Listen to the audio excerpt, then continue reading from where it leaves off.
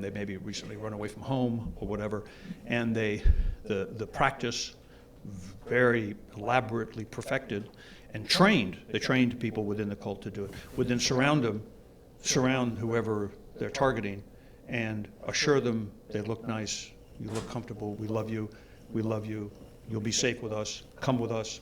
So if that's what you mean by, I think you mean something both concrete like that, but also more general in terms of trigger. I would say in terms of recovery, the wisdom of the AA notion of people, places, things would apply to the same process of recovering from the experience of abuse within any kind of setting, so that one needs to, in order to continue and strengthen that process of healing, you need to learn to be very aware of any kind of trigger that might lead you into depression and despair, because that's deadly. Right? You never want depression and despair. You want hope, so that you can change things, change yourself, keep changing yourself, and also influence other people. So my question is, the facility that I was at, it was about breaking that person's spirit, turning them down to nothing, and then rebuilding them in their version of what good is, whatever that is. And the means or the ways that they did that is total isolation, abuse, emotional, physical, sometimes sexual. And I just wanted you to kind of elaborate on that a little bit, because we went through torture. I went through torture, and I was secluded for 3 weeks in a room called February room at a time, and it did something to me. So kind of touch on that part of it. Well, you see, let me give you an historical example that I think is probably the best studied. And I mentioned my colleague Robert J. Lifton, and Lifton was a young Army psychiatrist in the Far East, in East Asia, in the early 1950s. He was with the Air Force actually during the Korean War, and he was sort of looking for something to study. He heard about these people coming out of China in Hong Kong, coming into Hong Kong, who had been the victims of systematic attempts to reform, ideological reform, thought reform, brainwashing. And he was intrigued by that, went to Hong Kong, ended up doing a major study that came out in 1962. And it is the basis, he was the first, it's really the best book that exists on the subject. Lifton, Robert J. Lifton, Lifton. I mean, I've known Amy, who stumbled into a course of mine in the 1980s. She used to walk around and all the people I knew coming out of cults, they'd walk around chapter 23, 22 or 23.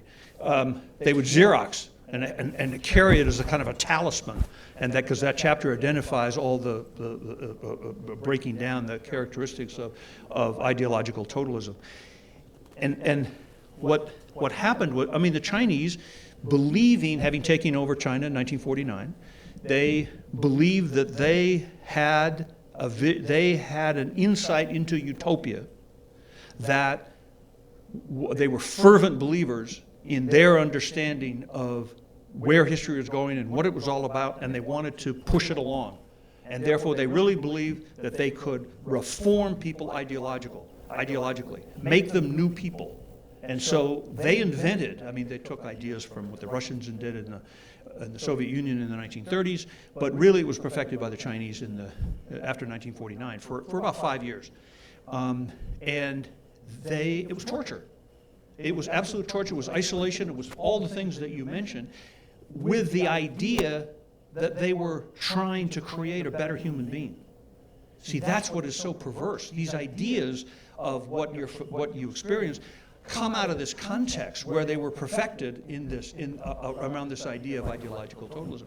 Incidentally, basically, that is what the CIA, what we came to call light torture, because it's psychological torture.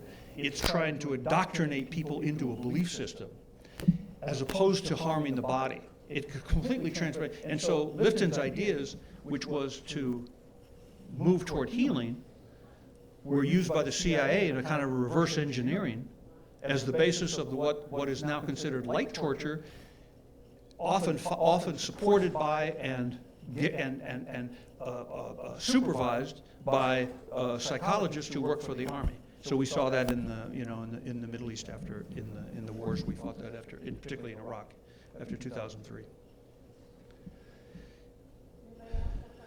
Anybody got a question? So, thank you all. Good luck with your conference.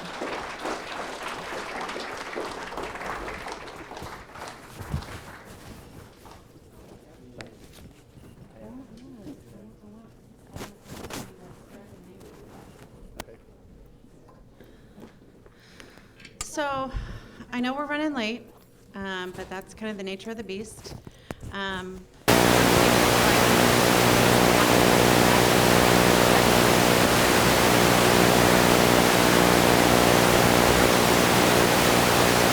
He's lined up. So 5 minutes to go to the bathroom, come back, and we'll get started.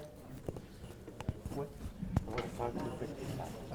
I'm writing my master's thesis right now on the group I was in, which is Bergen County, and I wrote this history. Oh, I'm walking off with Where it came from. Sorry. I lose more lives that way. I bet you do. Part two is my analysis of Lifton, right?